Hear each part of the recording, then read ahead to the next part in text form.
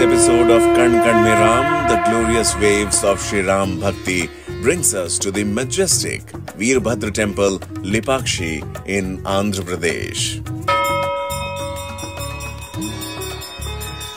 The name Lipakshi, even after substantial passage of time, basks in glory of Ram Nam and towards the king of vultures, Gradraraja Jatayu.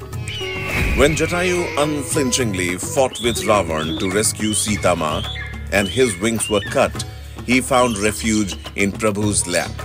This encapsulates the undying devotion of Jatayu that he was given a suitable cremation by Prabhu himself, and his story reverberates even to this day.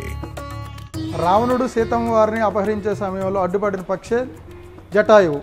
Seethamma వారిని తీసుకువెళ్ళడానికి వీలు లేదు అంటూ రావణుడు అడ్డగించడంతో ఆగ్రహించిన రావణుడు తన దగ్గర ఉన్న ఖడ్గంతో జటాయువుని రెక్కను నరికివేస్తాడు. రెక్క తెగిపోయిన జటాయువు నేల కొలుతుంది.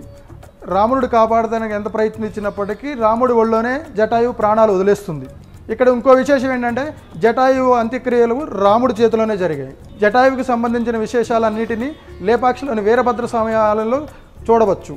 రావణాసురుడు తన భారీ ఆయుధంతో ఖడ్గంతో జటాయువు రెక్కని నరికినప్పుడు నిస్సహాయ స్థితిలో ఉన్న జటాయువు లేపాక్షి గుడి ప్రాంగణంలోని ఆ పక్షి పడిపోయినట్టుగా కూడా చరిత్ర చెప్తోంది. అప్పుడు రాముడు అదే లేపాక్షి ప్రాంగణంలో ఒక కొండ మీద నుంచి కాలు వేసి జటాయువుని పరిశీలించి రావణాసురుడు దీన్ని గాయం చేశాడు అనే కోణంలో ఆయన కొన్ని సత్యాలు తెలుసుకుంటారు. అప్పుడు ఒక కొండ మీద రాముడి పాదం వేసినప్పుడు ఆ కొండ లోపలికి ఆ పాదం అచ్చులు వెళ్ళిపోతాయి.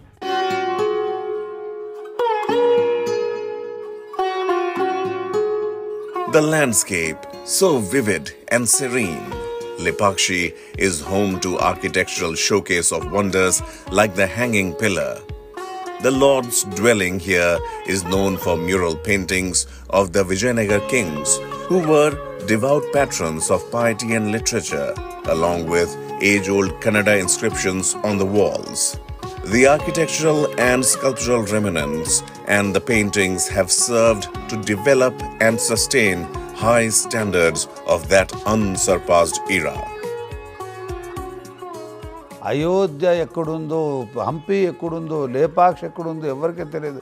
శ్రీరామచంద్రుడు ఇంతా కూడా తిరిగి తర్వాత అయోధ్యకు వెళ్ళారు కాబట్టి ఆ ప్రధానమంత్రి మోదీ గారు కూడా ఈ దేశ సంచారం అంటే భారతదేశంలో ఎక్కడెక్కడ రామునికి సంబంధించిన దేవాలయాలు ఉన్నాయో అన్నిటినీ దర్శనం చేసి ఆ యొక్క శక్తిని తీసుకొని అయోధ్యలో రాముని ప్రతిష్టా సమయంలో ఆ శక్తిని అక్కడ నింపాలనే ఉద్దేశంతోనే ఆయన పర్యటన చేస్తూ ప్రతి ఒక్క రామాలయం కూడా దర్శనం చేస్తున్నారు. ఇదే వీరభద్ర స్వామి టెంపుల్లో ఒక హ్యాంగింగ్ పిల్లర్ కూడా ఉంటుంది. కింద ఎలాంటి బేస్ లేకుండా జస్ట్ వేలాడుతూ ఉంటుంది ఆ పిల్లర్. ఏ టెక్నాలజీ ఉపయోగించి ఈ పిల్లర్లని ఇలా రూపొందించారు. అప్పటి శ్రీకృష్ణదేవరాయలు కట్టించిన కట్టడాల్లో ఒక అద్భుతమైన నిర్మాణంగా కూడా చెప్పుకొస్తుంటారు.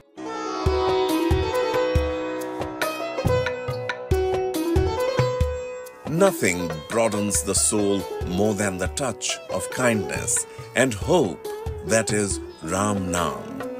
We have gathered here to witness that celebration of those millennia of meditations on that sacred Nam. In his birthplace Ayodhya, in its challenges, we see its rippling rewards for those who have risen above the common tide of their times to give us the embers of timelessness, because it stood the test of time till our own day. ఈ భారతదేశంలో హిందుత్వం కాపాడుట కోసము ఒక వ్యక్తి అవసరము. ఎంతోమంది రాజులు రారాజులు వచ్చి వెళ్ళారు. అయోధ్యలో శ్రీరామచంద్రుడు పరిపాలించారని ప్రతి ఒక్కరికి కూడా చరిత్ర తెలుసు. ఆ అయోధ్యలో రామ మందిరం నిర్మాణం చేయడానికి ఎవరి చేత కూడా కాలేదు. అందులో ఇంతమంది ప్రధానమంత్రులు, రాష్ట్రపతులు ఇంతమంది వచ్చి వెళ్ళినా అది ఆ గొప్పతనము మన మోదీ గారికి దక్కింది.